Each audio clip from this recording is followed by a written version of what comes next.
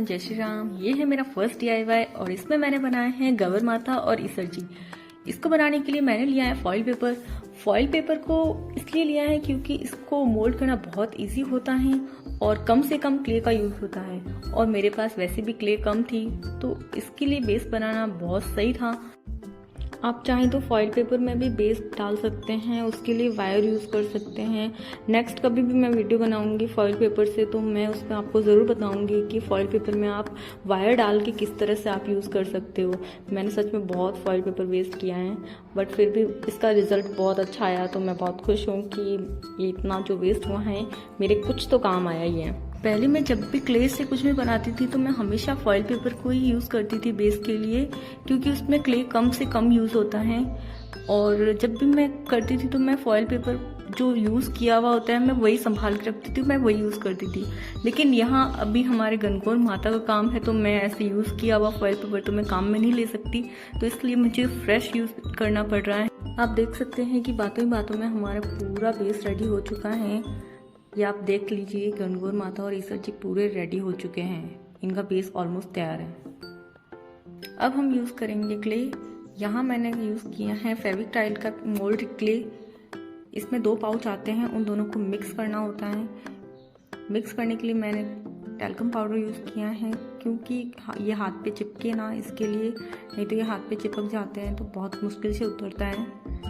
फिर मैंने पूरा बेस रेडी करके मैं अब फेस पे उसको अप्लाई कर रही हूँ। ये बहुत ज़्यादा छोटे हैं इसलिए मुझे थोड़ी दिक्कत आ रही है फेस को बनाने में, क्योंकि मेरे पास टूल्स नहीं है फेस और आई वगैरह बनाने के लिए, तो मैं सिर्फ हाथ से यूज़ कर रही हूँ। क्योंकि फेस बहुत ज़्यादा छोटा है तो मुझसे बहुत मुश्किल से बन रहे हैं, बट फिर भी मैं ट्राई कर रही हूँ और बन जाएंगे। और मैंने ये फेस पूरा रेडी कर चुकी हूँ। आप देख सकते हैं कि इसको मैंने बनाने में बहुत मेहनत तो लगी है लेकिन ये फाइनली कंप्लीट हो चुका है। अब हम तैयार करेंगे इनकी बॉडी के लिए। क्योंकि मेरे पास क्ले का सिर्फ एक ही पाउच था तो मुझे बहुत ज़्यादा कंजूसी दिखाते हुए बहुत ही कम यूज़ करते हुए करना पड़ रहा है, तो इसलिए मैं इनके ऊपर लेयर लगाने के लिए मैं इसको बहुत ही पतला बेल रही हूँ ताकि मेरे कम से कम क्ले में इनका पूरा काम हो सके। मैं मार्केट गई तो थी लेने के लिए, लेकिन यहाँ पे वो कलरफुल वाली क्ले हैं, ये अवेलेबल ही नहीं है और मैं हमेशा इसी से यूज़ करती हूँ क्योंकि ये जल्दी सूख जाती हैं और ये सूखने के बाद इसका टेक्सचर भी बहुत अच्छा आता है, तो मैं हमेशा ये यूज़ कर रही हूँ। और यहाँ पे ये मुझे मिली नहीं, या फिर ये ऑनलाइन मिल सकती हैं या फिर ये जोधपुर में ही मिल सकती हैं, इसलिए मैं जोधपुर जाऊँगी तो मैं इसका पूरा बॉक्स लेके आने वाली हूँ क्योंकि इसका काम मुझे बार बार पड़ने वाला है। इस क्ले से हम बहुत सारी चीज़ें बना सकते हैं। मैं ज़्यादातर DIY में यही क्ले यूज़ करती हूँ बिकॉज़ ये बहुत सही से मोल्ड हो जाती हैं। स्टार्टिंग में ये गीली होती है तो बहुत अच्छे से मोल्ड हो जाती हैं और ये जल्दी सूख भी जाती हैं। इसको ज़्यादा ऐसे सुखाने में टाइम नहीं लगता और ये सूखने के बाद तो एकदम पत्थर बन जाती है, बहुत ऐसे सख्त हो जाती है। ऑलमोस्ट दोनों पे कवरिंग हो चुकी है क्ले की, तो अब हम थोड़ी देर के लिए इसको सुखा सकते हैं। ये सूखने के बाद इसका जो टेक्सचर है वो बहुत अच्छा होने वाला है और इसको ज़्यादा सूखने में टाइम भी नहीं लगेगा, सिर्फ 5 मिनट में ये सूख जाएंगे दोनों। कवरिंग होने के बाद मैंने उनको बिठाने का ट्राई किया लेकिन उनका बेस अच्छे से तैयार नहीं था तो वो बैठ नहीं पाए। फिर मैंने वापस उनका बेस अच्छे से तैयार किया और फिर मैंने उनको वापस बिठाया तो वो बहुत अच्छे से बैठ पाए। अब हम रखेंगे इनको सूखने के लिए। जब तक ये सूख रहे हैं तब तक हम दूसरा काम स्टार्ट करेंगे। अब हम तैयार करेंगे इनके लिए सेटअप बनाने के लिए मैंने लिया है मिठाई का बॉक्स।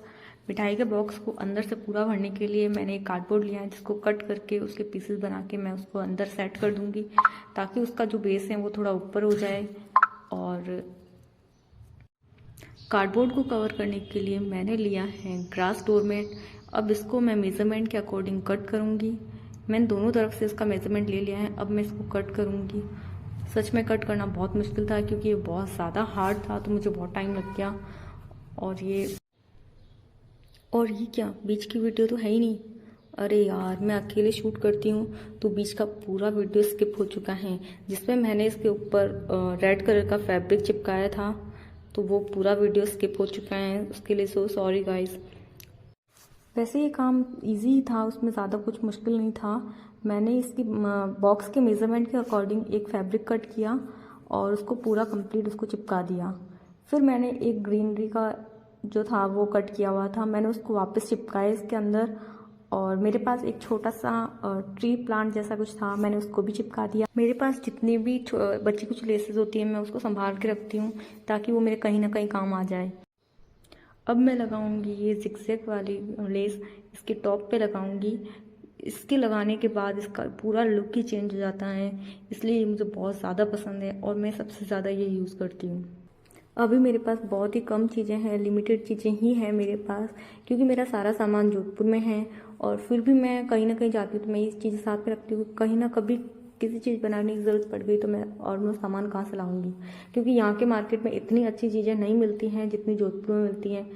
और यहाँ का मार्केट मैं इतना जानती भी नहीं हूँ क्योंकि मैं यहाँ पे नई आई हुई हूँ, तो मैंने इतना किया भी नहीं है, बाहर नहीं गई हूँ, मैं घूमी भी नहीं हूँ यहाँ पे, इसलिए मैं अपनी काफ़ी चीज़ों को मेरे साथ रखती हूँ।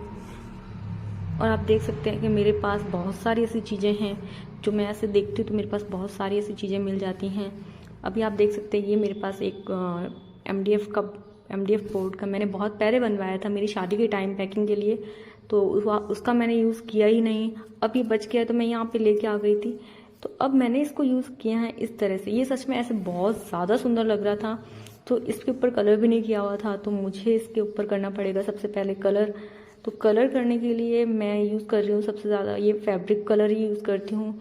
इनसे टेक्सचर भी अच्छा आता है और कलर करने में ये बहुत इजी हैं, तो मैं सबसे ज़्यादा यही यूज़ करती हूँ।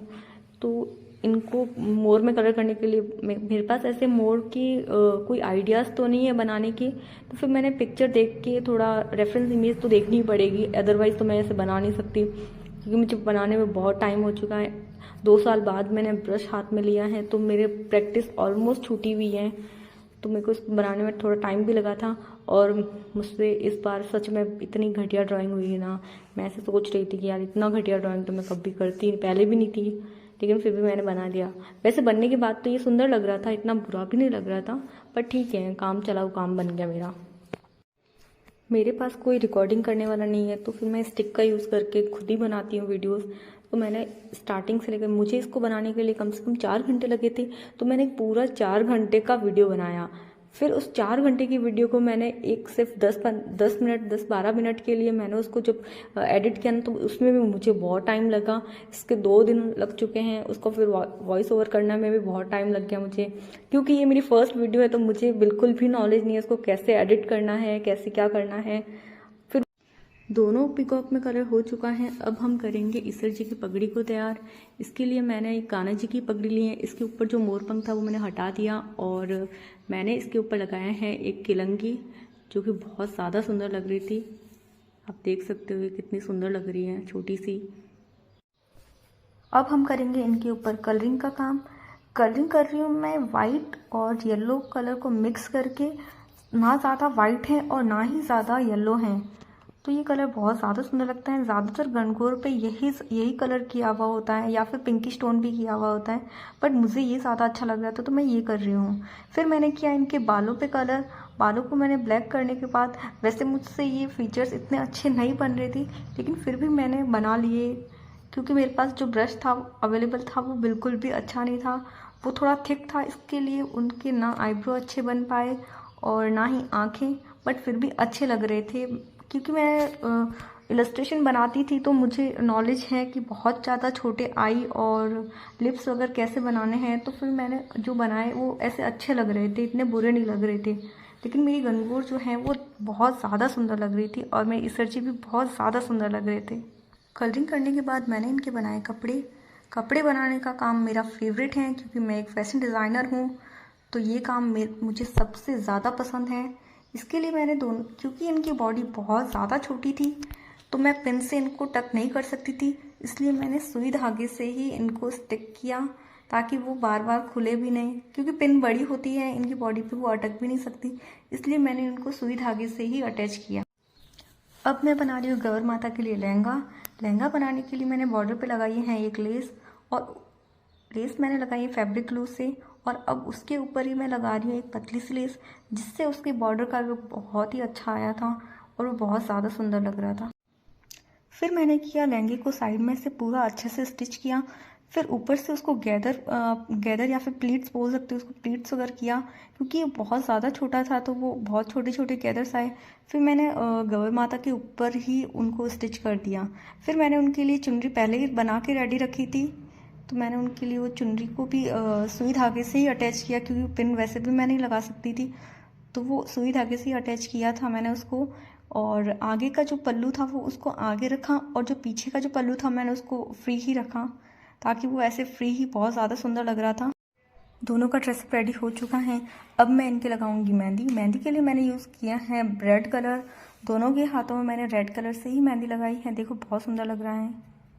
तो इस तरह से मेरे गनगौर और इज़्ज़त पूरे तैयार हो चुके हैं। देखिए आप कितने सुंदर लग रहे हैं। तो अब मैं इन दोनों को बिठाऊंगी इनकी बाड़ी में, और बाड़ी में बिठाने के बाद मैं इनको रखूंगी मेरे पूजा वाली जगह पे, जहाँ मैं हमेशा पूजा करती हूँ। और आप देख सकते हैं ये कितने ज़्यादा सुंदर लग रहे हैं, और मैंने मोर को भी बहुत ज़्यादा सुंदर बना दिए हैं।